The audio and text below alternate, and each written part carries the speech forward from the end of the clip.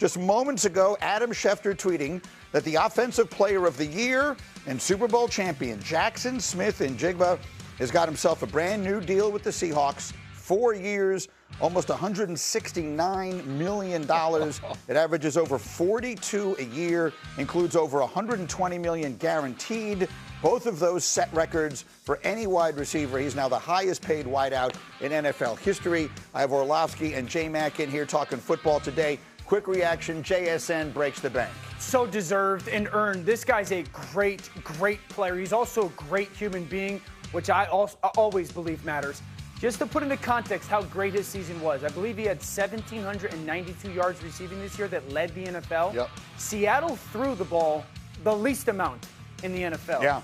He was, when it comes to as how many routes he actually ran, he was bottom 5 in the NFL. So he got little opportunity, but massive production. He's a superstar. To your point, well-deserved. You talked about the type of person, the leader, the type of guy he is in that locker room. From a DB's perspective, matching up against Jaxon Smith-Njigba, he gives you hell all game. Outside, inside, his ability to get open at every level, well-deserved. Think about his year. You just had an Offensive Player of the Year, led in receiving yards, won the Super Bowl, and now the highest-paid receiver in NFL history. Good for him. Certainly well-deserving of it. He is a spectacular player. So that's our breaking news. Then there's this sneaky big news. So I'm going to take you back to where I first heard of this news. I'm on my vacation last Thursday. Where were you, minding Greeny? my own business. I was in Colorado. Ooh. And a fellow who works in the hotel is a huge Vikings fan. Yeah. And he comes over to me and says, Greeny, we just brought back Carson Wentz. The Vikings just signed Carson Wentz. And I said, well, that can't be. They've signed Kyler Murray. They have JJ McCarthy. Yeah. Why would they sign Carson Wentz? Orlovsky, I've waited 5 days to ask you this question. What does them bringing back Wentz mean in Minnesota? The 4 seasons have Vikings. They're big fans out there. And he knows Greeny by name. Talk to me. Good to see you again, Greeny. So this is either JJ McCarthy maybe isn't on their roster, Right. let alone not their starting quarterback. This now brings that into question. Is Minnesota thinking about just completely moving on from JJ McCarthy? Because they gave Carson Wentz some money too as well. They're paying him, I think, more than they're going to pay Kyler Murray because of the contract situation. So it's either, all right, JJ McCarthy's not at all part of their plans, or they're scared to death of the injury history of those other guys. Because JJ McCarthy's got injury history, Kyler Murray has injury history, Carson Wentz has injury history, and they don't want to experience it again. But I do think it casts a little bit of doubt of his future even being on the roster. Well, J-Mac, it's just rare for teams to have 3 quarterbacks. It's not unprecedented. Yes. Teams are doing it. But the idea of carrying 3 quarterbacks is not the first thing that jumps to my mind. They kept Max Brosmer last year in addition to Wentz and JJ McCarthy. They so did. I think when you talk about this situation, yes, there are points of it where you start to question where J.J. McCarthy is going to be there in Minnesota. But I think it also, which you can attest to and respect the fact of, they're trying to get their quarterback room right. I think Kyler Murray is going to be a new person in this system. J.J. McCarthy is still a young quarterback with only 10 starts. Getting maybe another veteran in the room like a Carson Wentz just helps better the room. I don't want to put too much on J.J. McCarthy, but your antennas are up with something like this where it's just like, dude, you better show up or it might be time to move the hell on. Final word. It's a lot of people in a room. 2 of them have a ton of experience. 1 doesn't. I can't imagine Carson Wentz is going there to be the 3rd quarterback, but maybe it's just this highly paid insurance plan in Minnesota. Perhaps. I mean, Wentz feels like a guy that would be someone's backup, right? That would go into a situation where he'd be someone's backup. And if he had those offers and he's going back to Minnesota, one would assume he thinks he's going to get a chance to play. All right, coming up is 1 month from tonight. What's that? Round 1 of the NFL draft in Pittsburgh. So let's do a little draft prep as we are a month away. And I think the most intriguing storyline in round 1, well, there are a few of them. One of them will be Jeremiah Love, but the other will be Ty Simpson, quarterback Alabama, who a lot of people really like and others question. How early in this class does he go? And Dan, you're getting a lot of attention because you made a pretty big statement this morning, but you're not the only person I've heard suggest this. Yeah. And go ahead, for those who were just joining us here, what you think of Ty Simpson. Yeah, I think Ty Simpson is QB1. I think he's the best quarterback in this class. And when it comes to when you're looking at what is going to translate from college to the NFL, I think there's more evidence on tape that the stuff that Ty Simpson does. When you watch Alabama, I would tell everybody, number one, this is not Nick Saban's Alabama. This was not a very good football team. Offensive line, bad. Receivers, not very good. There were way more examples of him having to dominate games, carry games, whether it's making plays with his feet, operating at the line of scrimmage, tight window throws, consistently being challenged down the field to make high-level throws. I think he was asked to do that more than Fernando Mendoza, and I think he did it at a higher clip. I think Fernando Mendoza is a good player. I think that he's clutch. I think that he played his best football when it mattered the most. But there were so many games for Mendoza when you're like, RPO, RPO, RPO. His team dominated. There's so many games for Ty Simpson where I go, he dominated. Yeah, look, and when Alabama played Indiana, the MVP was the offensive line for the Hoosiers. That's how they gave that in the Rose Bowl.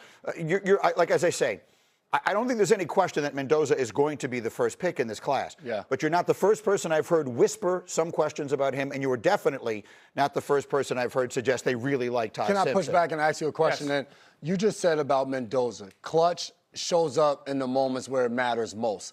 I look at NFL quarterbacks and I look at teams, and a lot of it comes down to your quarterback. There's a lot of routine plays throughout the course of the game. Sure.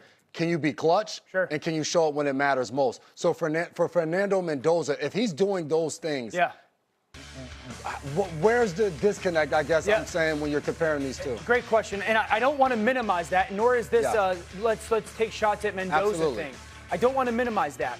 But I would tell you, like, the clutch element is very much so there. But there's also games when you go, like the national title game versus Miami. The best play is that play. Yeah. So you walk away from a national title winning championship quarterback and going, the best play is a 4th and 5 quarterback draw. It's a great play, but there's not a throw that you go, yep. There's 2 back shoulder throws. The receivers are more impressive on the throws. You go to the Oregon game, I think, which is a week or 2 before. It's 35-7. There's not one throw. You sit there and go, wow. Yeah. The Alabama game, Alabama played literally cover 0 man out every single snap.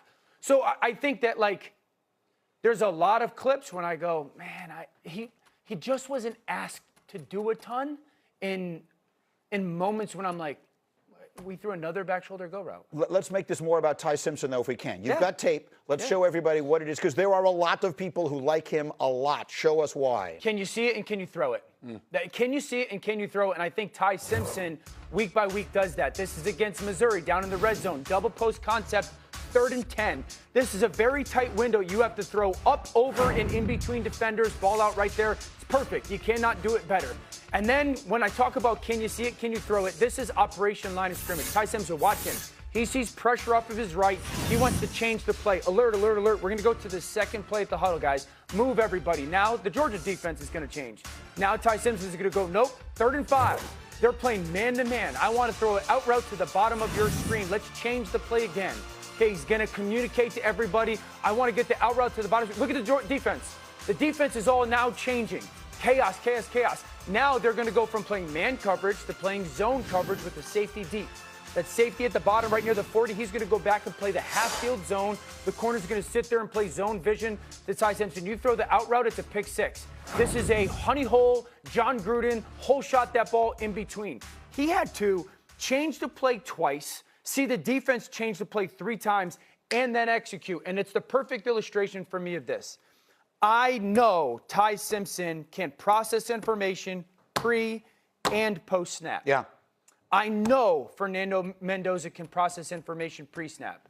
I just don't have a lot of evidence of him seeing things change constantly, this and that, and processing it after he has the ball. Because Simpson plays for Alabama, I'm assuming a lot of people have seen him. For those who don't know much about him, he's been there a long time. Only 15 starts, but not like one of these guys who was a sophomore and he's coming out. He's 23 years old. He backed up Bryce Young. He's been in Alabama a long time. In his words, son of a coach. In his words, I practiced against guys that were first and second round picks for years. All the time. Correct. Yeah. And his dad has been a coach at UT Martin for decades, a head football coach on the collegiate level. So let's make this about Ty Simpson, because I think while you're not the only person who's going to think this, I think it's a foregone conclusion Mendoza's going to go number 1. Yeah. But how early do you think, if I made the cutoff, the midway point of round 1, which, oh, by the way, is the Jets at 16, do you think Simpson goes before that?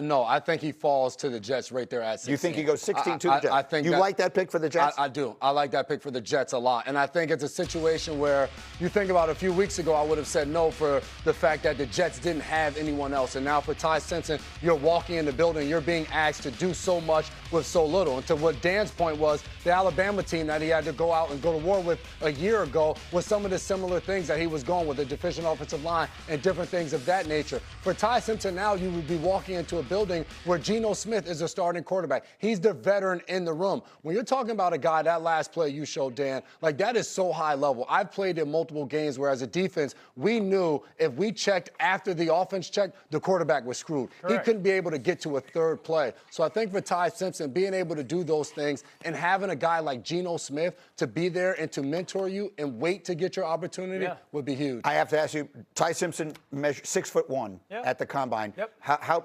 you're traditionally right now they like their quarterback 6'2", 6'3". Yeah. Is 6'1", how does that factor in here? The 6'1" for me is not as concerning as like it would have been 10 years ago. Mm-hmm. I think we've seen the shorter quarterbacks have a ton of success if they have the things that are necessary. Do you play with crazy fast eyes? Are you great manipulating the pocket? Can you layer your throws up and over defenders? Baker Mayfield, Brock Purdy, he can do that. Yeah. I would tell you this, in the 2024 class, I would have liked him better than I liked JJ McCarthy and Bo Nix. Both of whom went in the first half of round one. All six of them went in the first half of round one. Okay, I'm telling you right now, there are other people who think that. Not everyone is willing to say it, but I've heard it in private conversations. 3 things that you should know on this morning if you are a